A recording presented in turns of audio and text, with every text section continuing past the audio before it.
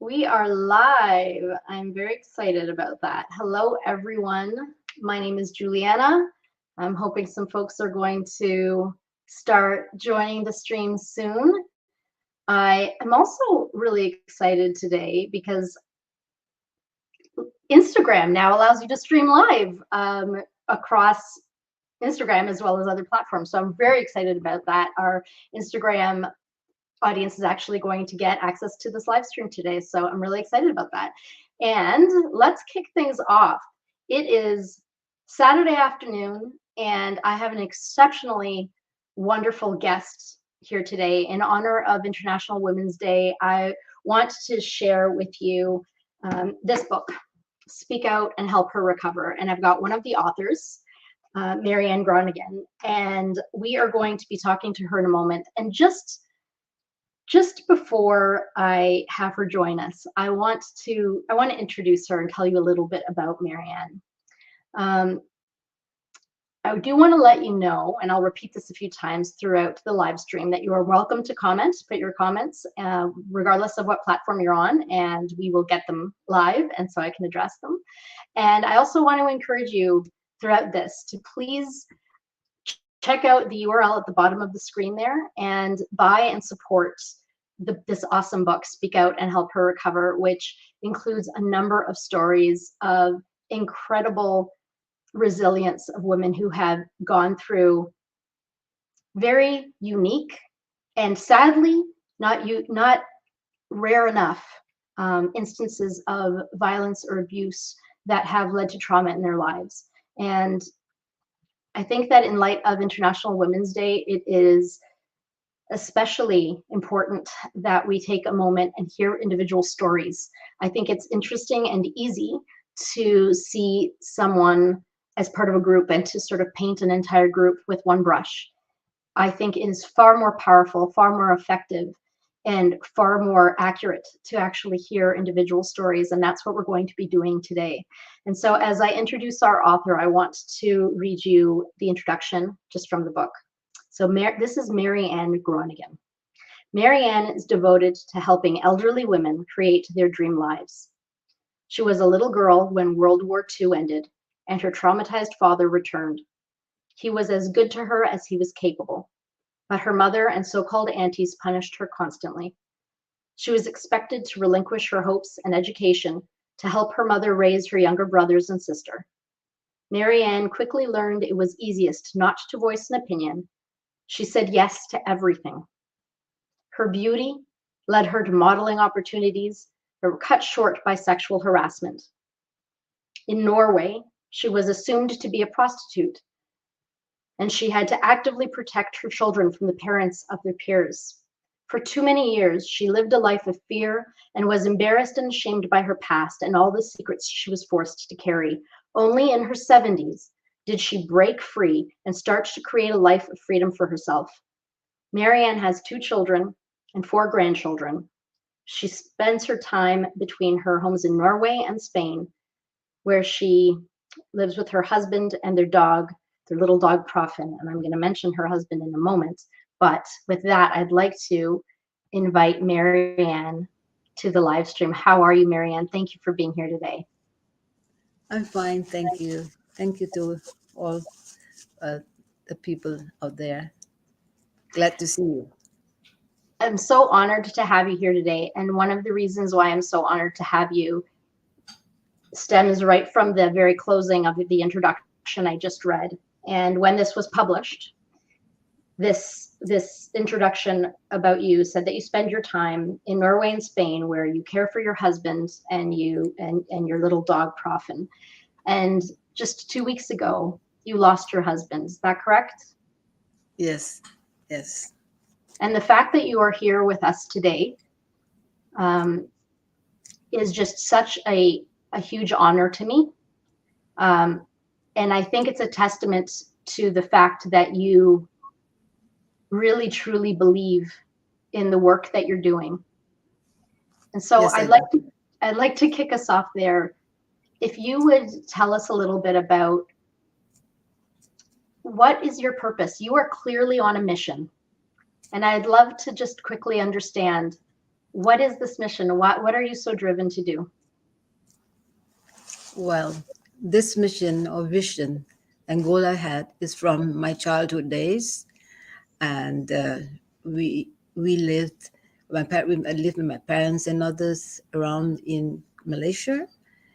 Well, right after the war, and at that time, there was little housing, and we had to share. And work was difficult for my parents, and then we had to share everything. So they had to go out and get food and find jobs. So I was left alone with my two siblings and was in charge of them. But we were also, in a way, taken care of by other people who were not very nice. I was always punished, and I had because I knew very little of how to manage things. But it was a tough time because I never had a childhood. That childhood, which I have always thought about and think about, is something I know I never get back. And I've seen also other children around us who have been beaten, and because the parents are not home, and I was desperate actually, and always long for someone to come along and help, at least me and my siblings. But it's not that easy. So I Mhm. decided, as the wheels went by, that I will not let that go. And I've seen elderly people too suffering from after the war, and these things disturbed me almost every day, even as a child. I have dreams about it, and I've said to myself, when I grow up one day, I'll go and help those women out there who have maybe been in maybe worse positions and elderly and lonely. These are my passion, people. I still Mhm. have deep in my heart, and I will follow it because I'm determined to do so. It has been a tough journey, but I'm going to do it. It is You it are is a going to do it, pleasure. and you are doing it. Yeah, I hope I just will succeed, and I hope that the mission and vision and goal I have to help other people will come true. I hope so, Mhm. because I spent my last years thinking about it and doing all I can. I've been lucky in many ways. I have a good husband, but the thought of helping vulnerable women, elderly and lonely, is very big, and also children, because I've seen how women suffered, how poor, how poverty can ruin somebody from the very beginning. And if you live with it and have no chance to come out of it, you'll bear with it unless you are tough enough, strong Yes. enough to make plans what you want. So Maybe God gave me the gift. I was fighting for it all the time. so yeah, let's talk about that a little bit because you didn't tell this story, your story, for a long time. You know, this notion of speaking up is important to you, and it's really at the core of this book where your story is included in part of this anthology, Speak Out and Help Her Recover, which I really encourage people to check out and buy. Um, what what was the turning point for you? What made you capable and ready to tell your story? I had this in my mind because it was troubling me. And I know from the time I was myself growing up that there are many people out there too. And I find that someone must come and try to speak out. And Mm-hmm. I decided that in spite of my poverty, or to say in the earlier days, I was shy of that, very, very shy.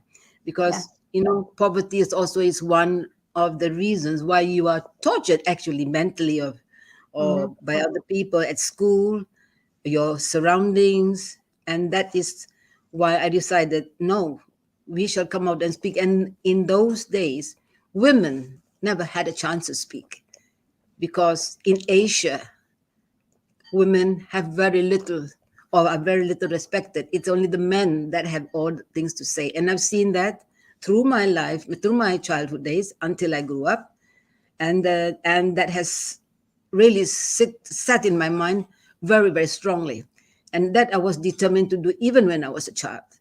And I thought one Yes. day I'm going to do it, and I would do it, and I've done it more or less. So I'm still continuing, hoping I will succeed. Yes. And yeah, and these people are very, um, what do you call say? They need help, and they need maybe a way to come out, and they need someone maybe to give them encouragement, because I didn't have any. I was Yes. shy of my poverty. I was shy because I never had the higher education which I wanted. I was shy because I never could say anything. I was shy because I didn't look like anyone else in the neighborhood. I was different in the schools. I was always Yes. shunned away and And so neglected. let's provide a little bit of context around that. So you grew up in Asia, but you have lived in other parts of the world, and now you live in Norway, correct? Yes, yes. It was and live and live in Norway, and And when even did you though move to Norway? I'm sorry, I didn't When did get you you there. move to Norway? Around how old were you? I came to Norway when in well, 40 years, 40 years ago, 43 years ago, Hmm. 43 years. But I had, And it was not an easy trip either, put it this way, with two kids. And yes, Norway was so tough. It almost reminded me of my childhood, fighting for everything. Every day you are fighting for something to survive, because there were not many immigrants. Maybe I was one of the very few. And it yes, was difficult for the people to accept someone from Asia. And we were very, very discriminated. And my children suffered a lot. Now it is better because it has been a different education, and people understand a little bit more. We have more immigrants. Maybe I was maybe one of the very few in the very over the 40 years ago. And so I want to ask a little bit more about the cultural aspect here, because I think in today's society, we talk a lot about systemic racism. And personally, I think that we don't talk enough about the way racism sits within our culture. You know, I think it's easier, personally, I think it's easier to point to a system and say, oh, it's the system, it's that fault, it's, someone else's fault. Um, but truly, I think that racism thrives in cultures. And I think you experienced that firsthand, and your kids experienced that. And there's this one point in your book, I'm going to see, or in your chapter here, I'm going to see if I can quickly find it.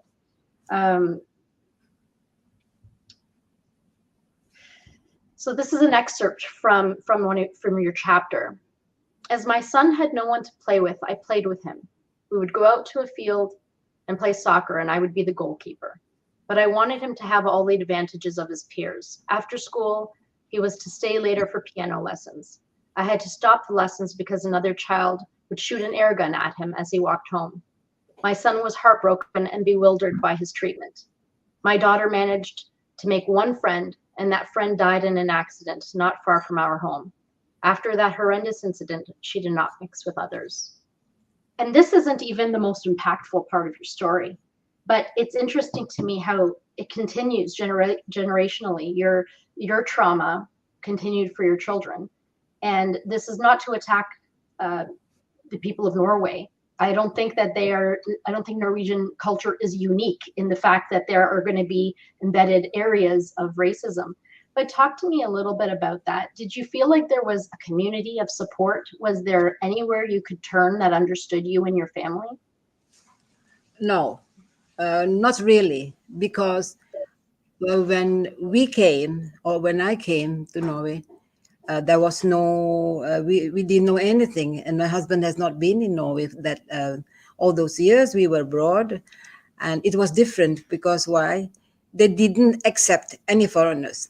I had I had to fight for my children all the time, almost every day, especially Yeah. my son. I had to accompany him. I had to protect him. The same. My daughter was not so bad because she was a quiet person and she was quite okay at home. She was quite happy with that, but she found a friend. But being a foreigner in Norway 40 odd years ago was not easy. You are Mhm. always discriminated, whether you are in town or you're walking with your husband or you are with the children, they always call you names. And at that time, I didn't know too much Norwegian, so it maybe didn't matter. But Mm. I knew it was not something good because my son reacted because he went to the school and had lessons. It was Hmm. tough, very tough, Yeah. because my husband had to travel for his job, so I was alone and also protecting them. I was thinking also the time like when the children, when my siblings were small, it was the same thing. I was Yes. fighting for them. I never had a childhood. And that was things that I really felt very sad even until today because I don't know what being a child is about. I never had a doll in my hand. I never had a plaything. Even going to school, I never had a proper book because we were late. We didn't have money. But all those came in when I came to Norway because, oh my God, I said, here we start again all over from my childhood days. But it Yes. was for me only. It was more for my kids, I think. So this is interesting because you grew up but not having a childhood really. No. And then you started again in a new country where you felt a strong burden to try and give your children a childhood. And you had culturally, I remember when we talked one on one, you had a culture, a history that taught you it was the right thing to do was to not speak about private things, to keep things private. Is that right? Yes. That speaking out Yes. was actually a major taboo. That's right. We don't, everything has to be private. We don't talk it out because I never learned to talk it out because I never had a chance to talk even as a child. You just to say yes to everything and just Hmm. absorb it and just, okay, maybe yes, yes. You just go on and just think about it and you try and hope one fine day somebody will come and take your hand and help you out. But Hmm. that's not just like Santa Claus coming. The experiences perhaps was good for me because I see the difference now between the time now and the time when I first came because I just didn't know what to do. I thought I left my hometown and come here and then it's all over again, my story from the child and back here as an adult. And I think that was maybe why I am so shy talking about myself because I felt I was never belonged to anywhere. So I'm just going to take a quick time out on our conversation and thank everyone who's been joining. And hello, I see a couple of folks have said hello to us. Please do share your comments, any questions, you're welcome to do so. And if there are any questions, I'm more than happy to share them with Mary. Mary, I want to talk to you about the fact that, if I may, I would say that the real villain, the first villain in your life was poverty. And it Yes, was something that you were so ashamed of. yes, But it was not internal to you, it was an external thing. And I just find that fascinating how you could feel so ashamed about something that was put on you. It was not yours. It was not something that was you were innately born with as part of your character. It was something you were born into. How do you yes. feel about that now? Do you still feel that you should have felt as ashamed as you did? Sometimes I do, because unfortunately, I try to get it out. Because believe it or not, there is still a little discrimination here and there, not wanting to mention anywhere, but there still is because I feel it, even though I'm very much in the media, helping and doing things which I love because it is my passion to help other people because I Hmm. know how it is. I still feel it many a time, Yeah. even until today as a foreigner. But I've learned to live with it because now my children are grown up, they have their own life, and I just have right now even worse because I have to fight for myself. But I'm used to that because it's just to turn your face another way and do something else and don't think too Mhm. much about it. Just go Yeah. on because I have a passion, I have a vision, I have a goal. For me to reach that vision, the mission is the most important thing. And there are some people, fortunately, still helping me out to reach my goal in other ways. And that is what I'm grateful for. But the past, I wouldn't have my past back because there's many tears, many beatings from teachers, many scoldings, pulling the hair, spanking. Because in those old days, teachers can beat you up because you're You're poor, you don't have enough, you don't have this correct, you don't have your school fees, we had to pay for school fees. It's different now. And I'm so glad that the Mhm. present world is so different for children growing up. Yeah. Now it's the lonely, the elderly, and the vulnerable. Those are my heart's desire to Yes. help in And my that is way. so fascinating. Sorry, go ahead, finish your comment. No, I'm fine. I'm fine. Okay. Then this Okay. That is so fascinating to me too, because yes, we live in a world now where the the ability to connect is in our hands, right? yes. It's there's so much technology and there's so much ability to find your tribe, your people, folks that you feel safe with. That being said, elderly will have a hard time with technology. And so it's sort of this, it's taken for granted that we all have endless ability to connect today. And yet you have the elderly, which still are maybe dealing with some cultural legacy thinking that they shouldn't be sharing, that they shouldn't be seeking help. And then also the technology that is supposedly empowering us to connect isn't always as accessible as possible for elderly people.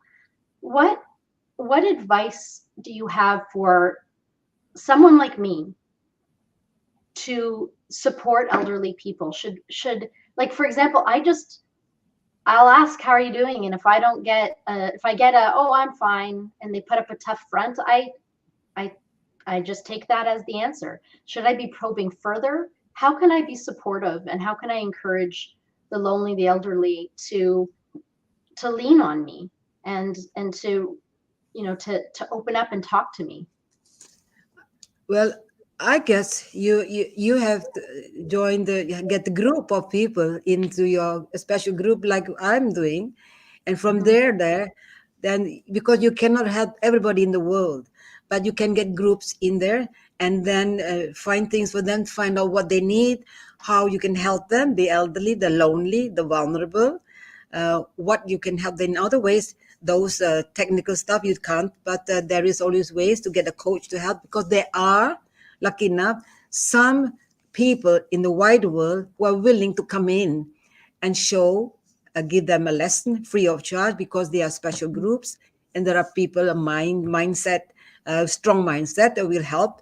And there are many things that we can do because we can only help the Lost people that we are connectivity, but we nearest are to. back. Okay. And I think Sorry, that's we lost way connectivity for a second. We're back. no problem. Yeah, that is what I Mhm. think. And I think we should be willing and always look out because there are people around you, like they don't talk about it, but they are in themselves. They may be shy, they may look different. There is always people around you who are feeling that way because I know that I am around a lot of them and I think I can detect them. So it's the way we approach these people for them to trust you. Mhm. And it's not easy because they are shy too. Because I remember myself, I never dared to say a word. Now I do because I Yes. thought, okay, I've done it now. Well, it's nothing to hide anymore. I'm old enough. If I don't share what I know, what I've experienced, I'll never be able to share it later, maybe. And maybe people should know too.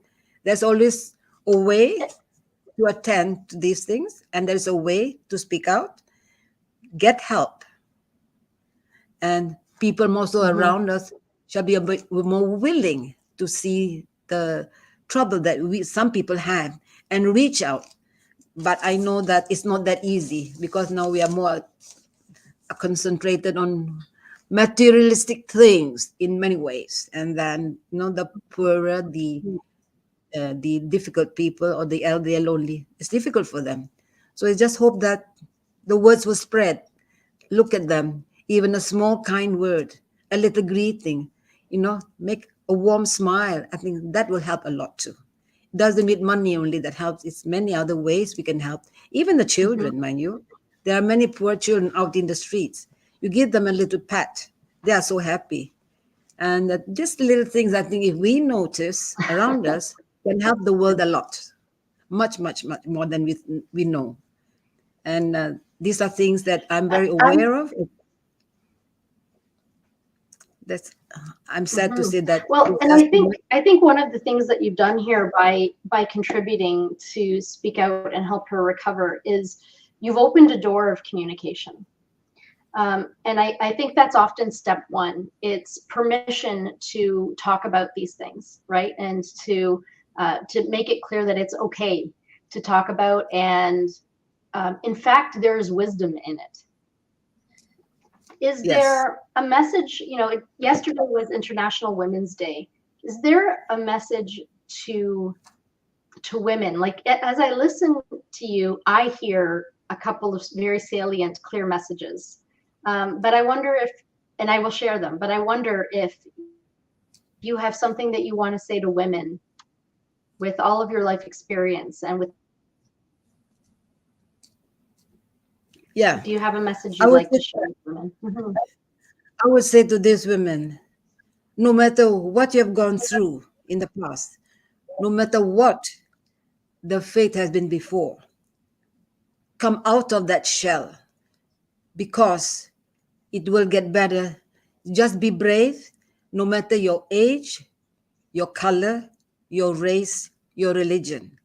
There is always a place, but just be brave, come out and voice it out and let others know about what you have been through, because those things can help future women to come out as well. Because, like me, I was afraid before, I was shy. It took me so many years to come out.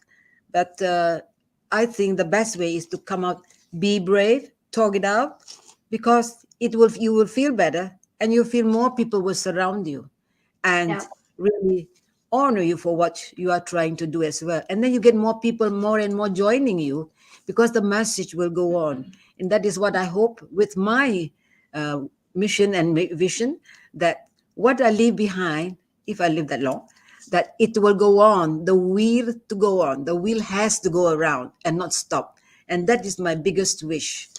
And right now I have one or two people really helping, trying to get me on my feet, because it is tough to be alone, especially as you know modern that tool technique. And if you try to help other people, you just cannot try with nothing in your hand. You have to get help to do it. So if people understand that and help the women who need help, and then yes, again the women who has help more people, the more we do that, the more you spread it, the bigger the work will go around. So it takes time, but I think slowly the world is coming to understand how racism, discrimination, poverty can ruin a person, because it does, yeah, unless that person is strong enough. Therefore, society should know that. It is yeah, so important. But some people just ignore it, they just rather overlook it. But there are many people who are aware of it. We don't have to do much, just a little thing can help. And if yeah, we put a little finger in one little thing, it will spread to the next and the next and the next. Is what we do now, people see, is what will have a better place to live in. For the women, especially, I really mhm, hope so.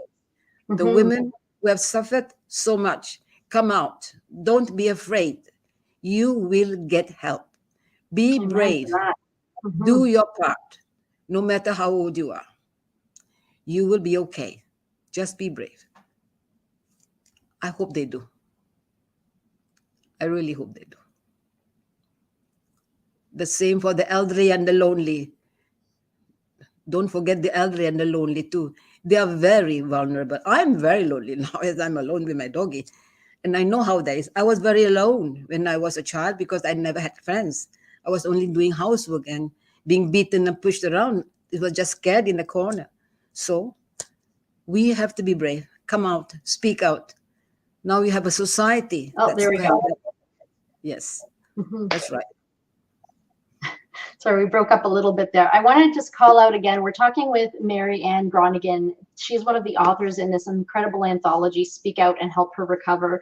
And I want to let you know, Mary Ann, as we've been having this conversation, I'm sort of looking out over my multiple screens here, and we've had a number of people join, and Some folks have said hello, some have said welcome.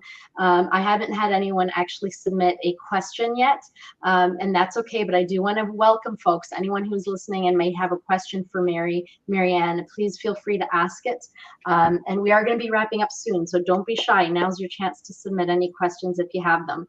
And in the meantime, I want to let folks know, if you go to the URL at the very bottom of the screen there, that will bring you to an Amazon page, and you can purchase the book. You can buy the book as an ebook, or you can purchase the hard copy if you are someone like me who likes to have hard copies of some books. I read a lot digitally too, but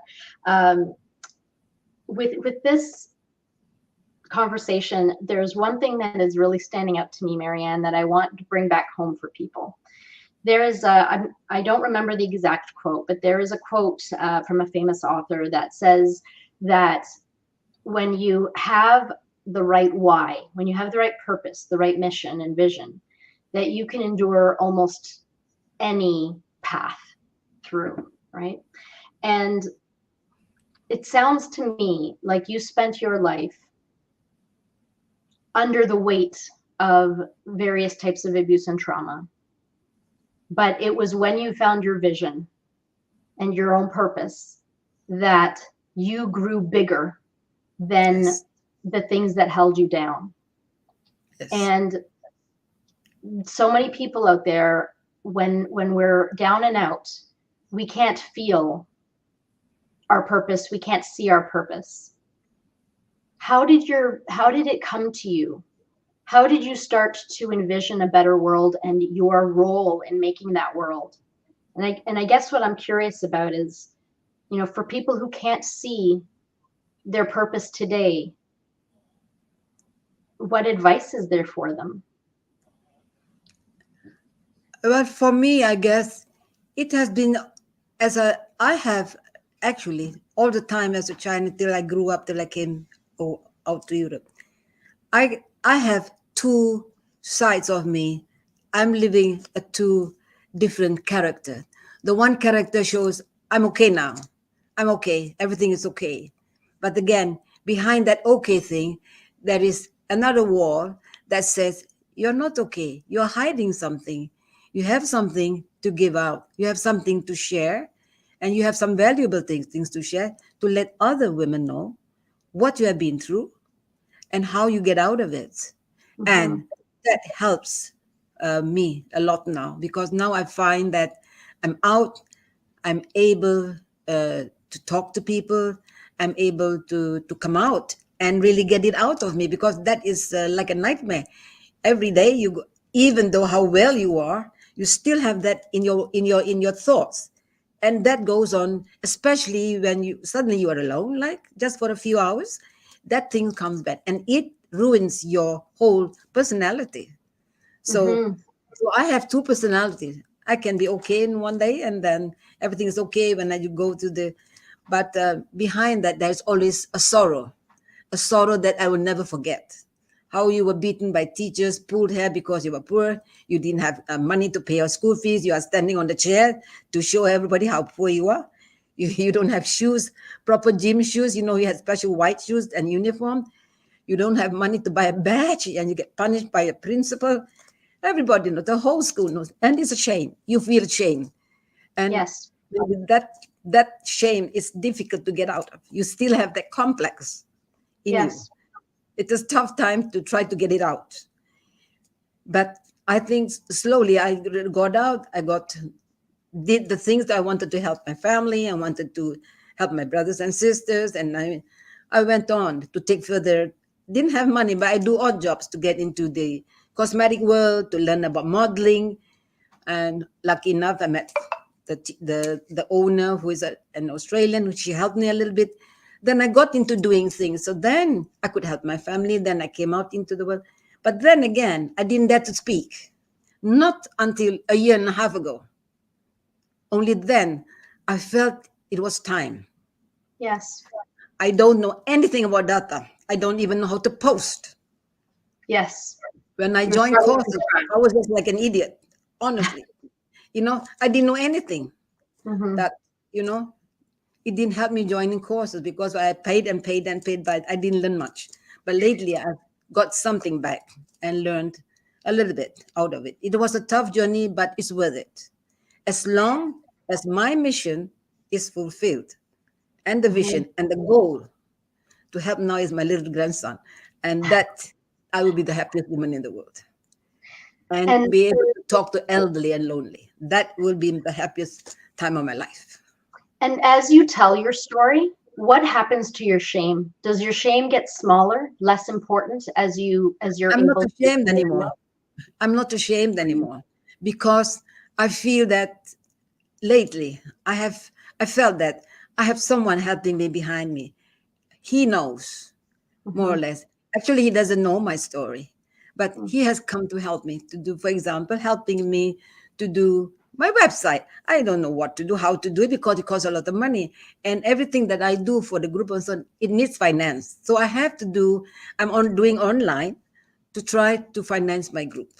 I'm doing my very best. And now that I'm alone, I have a little bit more time. And I'm Yes. glad I do it and I did it because it gives me pleasure. It takes up my time. I find that I'm using my time in my old age was something that I wanted to do all my days. And I'm very Yes. happy for that. Never Well, regretted it. I am very happy that you're doing it too. I want to thank everyone who has tuned in, and Marianne, I really want to thank you. I don't think that you fully yet appreciate the just the impact of your purity. It's so clear that you want to help, that you have an incredibly powerful story, which you can read all about in Speak Out and Help Her Recover. Um, but even if you set the powerful story aside, your spirit of caring and wanting to help others is inspiring, and there's a vulnerability that is very refreshing, and it truly is a gift. Thank So I you. really want Thank to thank you. you for sharing that with us today. Thank you so much. Thank you. It is my pleasure to have you here. Everyone who's tuned in, I want to take a quick glance, just some additional hellos and thank yous from some of our viewers. I encourage you folks to get a copy of Speak Out and Help Her Recover. You see the URL at the bottom of the screen where you can get the book on Amazon. And Marianne, where can folks find you if they want to find you online? There's the book. You mentioned a website. Is that live? Is there our social media? Anywhere people can Yes, I follow have your the story? Yes, I have the social media. I'm on Facebook and I'm on LinkedIn and I'm on Instagram, and it's all on there. So once in a while, you see my stories out there. I try to communicate with the wide world now because I was left behind. I never had a chance to do that in my early days. Now I'm finding at least meeting people outside, and I want to live that way. And as I said, my mission is very important to empower other women so they don't have to go through the same thing I went through because it's tough and it can be damaging. So I hope no one is afraid to come out. They have to come out, speak out, get your voices heard, and live the life you want. It's not easy, but you will and you can do it. If I can do it, the rest can do it. No problem. There is a Right. will, there is a way. That's my motto. Yes, yes, absolutely. And I love it. I want to thank you Thank so much, Marianne. I'm going to quickly sign off with the crowd, but don't go anywhere, Marianne. I'm going to see you in just a moment. thank Thank you. you again for joining us. Thank you. Everyone, I just want to thank you so much for tuning in today. And if I can sort of wrap things up in terms of the lessons that I've learned from chatting with Marianne, um, there are a couple of them that I think are really important. One is she teaches me to keep going, to keep stepping forward, even if it feels like the tiniest step, that it's momentum, it's progress.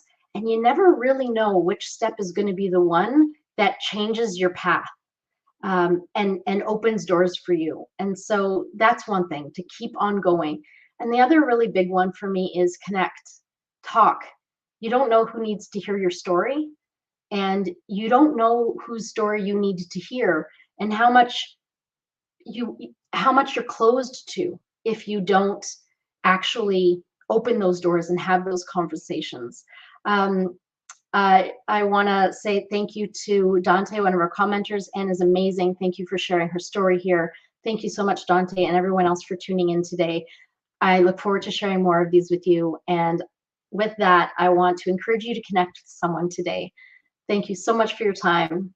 Get off of this live stream and go and connect with a real human being. Pick up the phone, step outside your house, whatever you got to do, connect with someone and be real and enjoy the vulnerability of it. Thank you all so much for joining us, and I hope you get your hands on Speak Out and Help Her Recover. Support this incredible book, and I look forward to seeing you all again soon. Thank you, and have a great rest of the day.